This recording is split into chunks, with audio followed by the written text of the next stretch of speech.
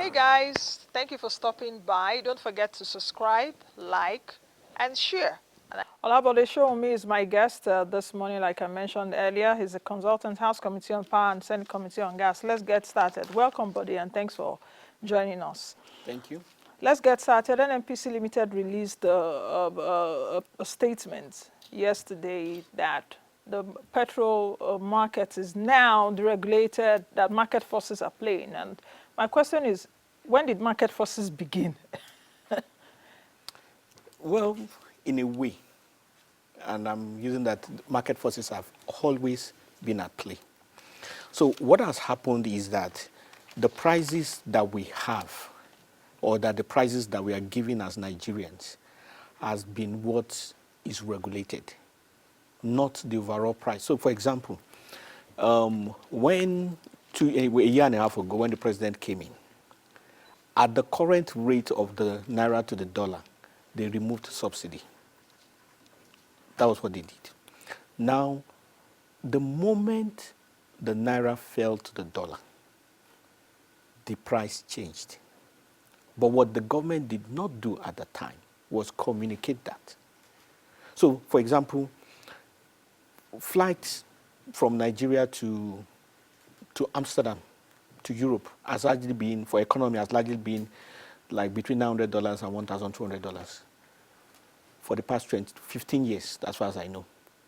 But the flight cost in naira has grown from over 200,000 to almost 2 million now. But the actual cost in USD has been the same. So what has been that change? Naira Devaluation. Forex, yes. Yes, exactly. So it's the same thing. Now, when they say market forces, they're talking about the competitive international price for petrol or whatever it is. So that price remains about the same at any point. But the moment the naira fluctuates to the dollar, the moment there's a change, that price also changes. So that is where the issues are.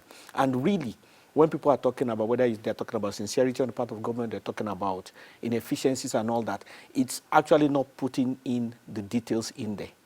That's where the issues are.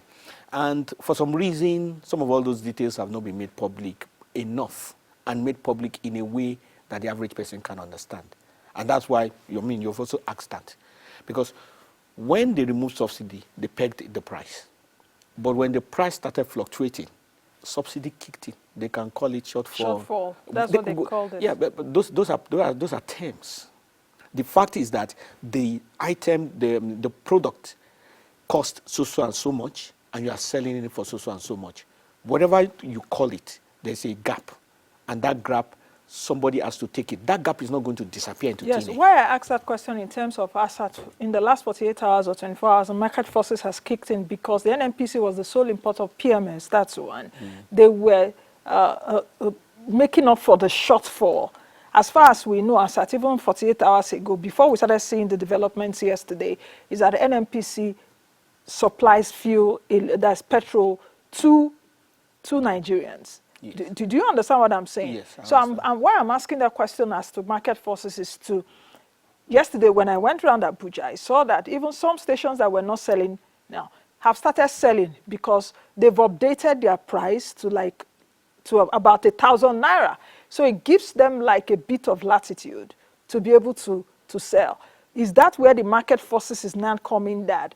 What exactly is happening there? Because NNPC seems to be still the sole importer. Is it that from that 2 days ago to yesterday that the marketers can now get fuel on their own, which we know it takes a lot to bring in fuel? Okay. That's why I said, when did market forces begin? Okay, so there are a couple of things which would be nice if we can separate them so that we can understand them. It's basically analysis. So there is the supply chain, which is basically a distribution chain and all that.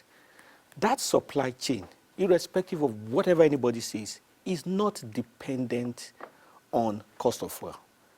It is whatever happens. It just so happens that anytime there's going to be a process to increase in fuel price, there's scarcity and all that. But it is not the scarcity. It is not the increased cost that is responsible for the supply. The supply chain is a supply chain. So, for example, you have somebody that brings in tomatoes for you or brings in eggs. It is not when the price of eggs increase that will determine whether the person will bring it or not. That's a different thing. Then there is also the system that determines the price for petrol itself. So if you check international market, I mean, it's a commodity. You deal in commodities and all that. There is a standard price, which is about the global average, which comes to maybe 820, 830 naira. That is the actual cost, and it's been like that since the last fall to the naira. Even when we were selling at 600 for a significant amount of time, it was actually costing 800. So that 200 naira per liter, it doesn't disappear into thin air. Somebody takes it. Somebody has to take that cost. So what I believe they have done is that with the entrance of new players like Dangote, they cannot continue to subsidize and have it to be a free market. And it just makes sense because government is not going to subsidize Dangote. I mean, they can offer him support, they can sell crude to him in naira, but they are not going to, he's not going to produce at what is about 800 naira, and then they will now start giving him an extra so that the price can be even. I don't think that's going to happen. So what is basically going to happen is that Dangote himself needs to sell as a normal business. And what do you think his price would be? Because I also asked the critical question, which is begging for answer, and I don't know where that is coming from in terms of, I heard Dangote say, oh, okay, when he was being asked the question as to price, he wasn't forthcoming with the answer of price. As it were, oh, that they will set it, government and all of that.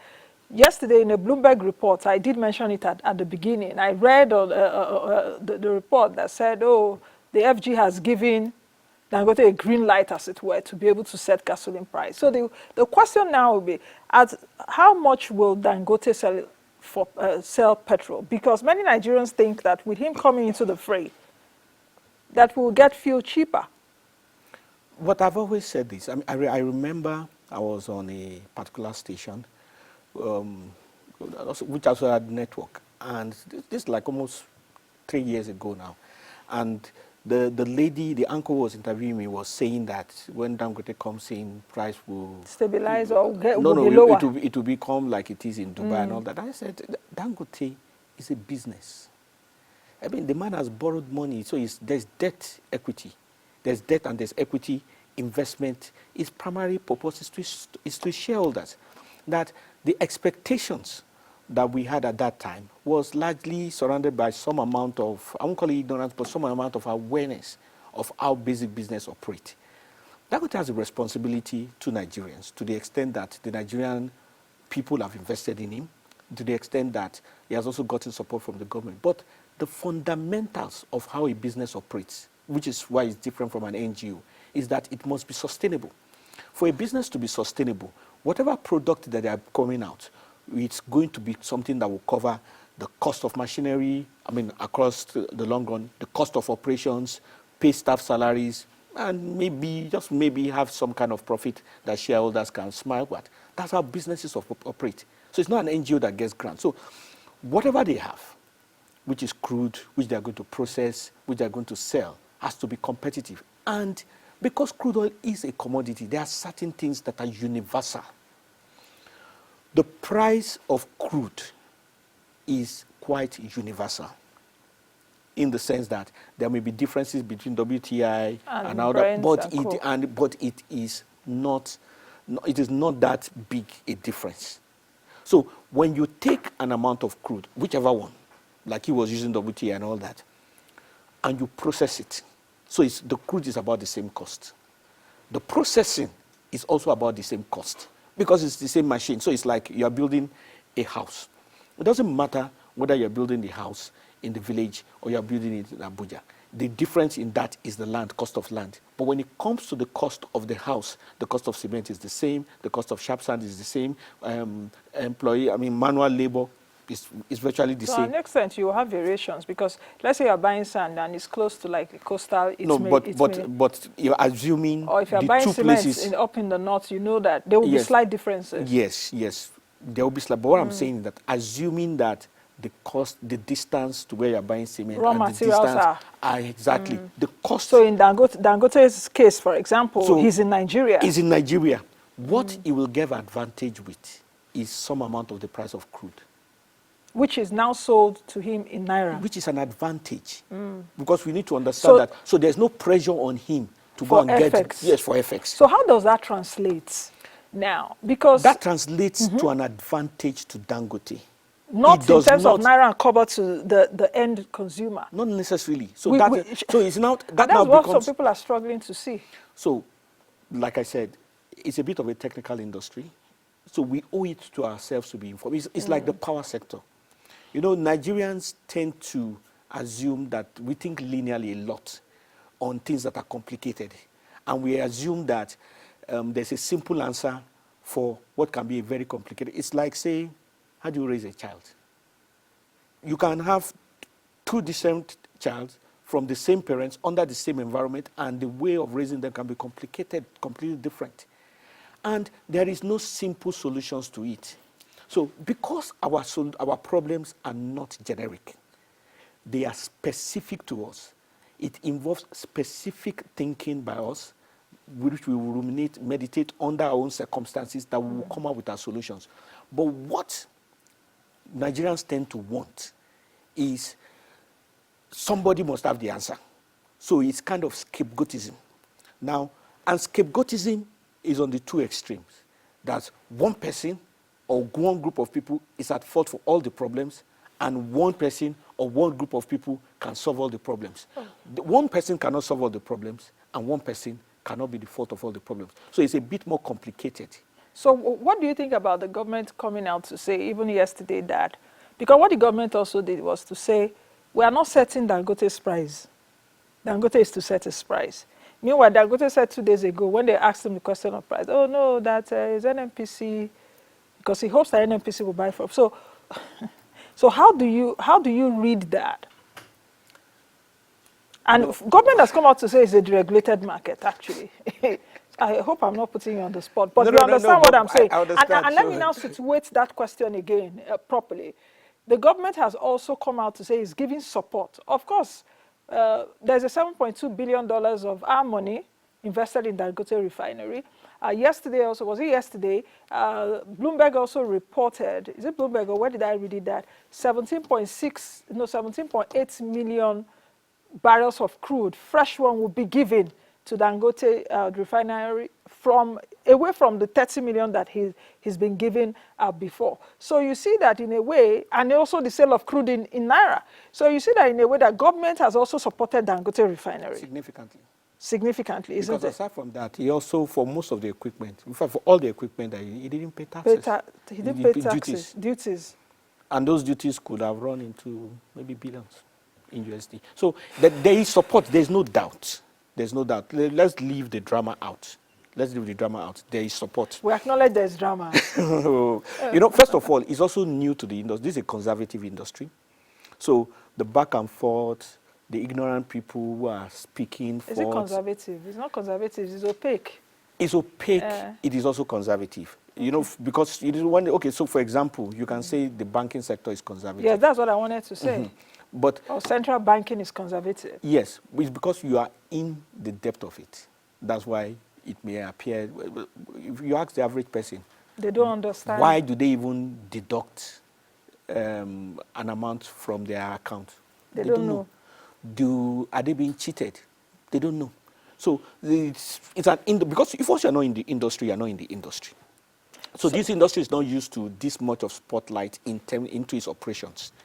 That's one of the key things that is there. So explain to Nigerians why what we're seeing now does not necessarily mean that petrol prices will go down. Because I mentioned yesterday that I saw even petrol at a filling station being sold for $9.45. Okay, so... should we expect higher petrol prices? Let me put it this way. So, I am not a fortune teller. But my job is to look at the issues, we analyze it, and then we can all make up our own minds onto what it... Petrol, there's going to be a cost to petrol because there's a cost to processing it. there's a cost to drilling it. So there's going to be a cost to it. And that cost is going to be quite universal because it's largely a commodity. Now, our own cost of production will vary on many things. In fact, for example, we have the highest cost for producing crude in the whole world. On the global average, it comes to like $7 or so. $10, yes. Yes, per barrel. Ours is like 4 times of that, depending. And a significant part of that cost goes to security. But it is what it is. So even from the crude, we are not even maximizing our benefits. That's aside from those that will be stolen from the pipelines and all that. So when you now get and you refine it, because the machinery and all those things are a bit universal, it's not like Dangote's operational cost is going to be significantly different from the cost of operating the same refinery in Netherlands or in India. It's not. It's machines and all that. It's going to have software that he's going to subscribe to. It's going to have engineers that he's going to employ. It's all those things that will be there. So put on the balance of probabilities, the cost of crude, the cost of operating and refining the crude, and then the cost of, which will now determine the cost of the finished product, is not going to be significantly different from anywhere. So if it is 850 or 830, let's just say 850 for the purposes of argument, that is the universal cost of petrol. Dangote's cost is going to be plus or minus that. It's going to be oscillate around that. And as a business, he's obligated to sell around what will not allow him to make a loss at the minimum. Beneficial for him. Yes. First, yes. And let's just say shareholders. Yeah, let's just say it's shareholders because it's not a one-man business. Which Nigeria is also part of the shareholders because we put money inside. What can I say? 7.2%. Yes, we also need to say that. If you now take a look at the concept of energy security moving forward, what do you think about that? That's one. Do you think that the amount we are buying petrol now is the fair price? Of course, you may say, oh, it's the first price because of market conditions now. What happens when the price of crude goes down? That was why during my analysis at the beginning, I did juxtapose what crude oil was this time last year at about $65, $68 to $70. Now it's over that. So does that mean that Nigerians should also expect that perhaps if oil price goes to about $80 or more, we will definitely pay more? So our cry never even starts. Do you understand that? That's two. Then number three also is the position of President Tinubu in all of this. He's currently in China. Yesterday we saw VP Shetima meeting with Lopobiri, GCEO of NNPC Limited, and some other officials. They did assure us yesterday that we will see supply. What are your thoughts on this? Okay. Well, first of all, I have no idea what President Tinubu's mind is because, he has very good people working with him, I'm sure. Because some people have been calling on him to reverse the policies, such as labor and all of that. Well, I don't want to really go into the politics of that because, obviously I'm not a politician and I do energy things. But I want to believe that when labor was making their negotiations, they were aware of the price of crude and of the price of petrol at an international rate. So, and in their membership are people who are in the industry. So we are talking about veterans in the industry who is in their membership. I can give them right information. Exactly. So the idea... not to take what the president says for it. No. The idea that labor didn't have an idea what was happening or they were deceived sounds a bit... it could be. Please don't get me wrong. It could be. But, I would be a bit surprised if people worked in Fort Oil, Shell, the whole shebang had no idea about these basic pricing. It could be, but I'll be very surprised. So, but that is between them. They have their metrics of negotiation and all that. But I don't think that they are the victim. I don't think, at least, they are not the victim to the extent that they are trying to paint it. In terms of people intervening in Dangote's pricing, it's a private business. because one of the reasons why we even privatize government entities is that they are supposed to run efficiently or more efficiently as a private business. That's the whole thinking behind privatization.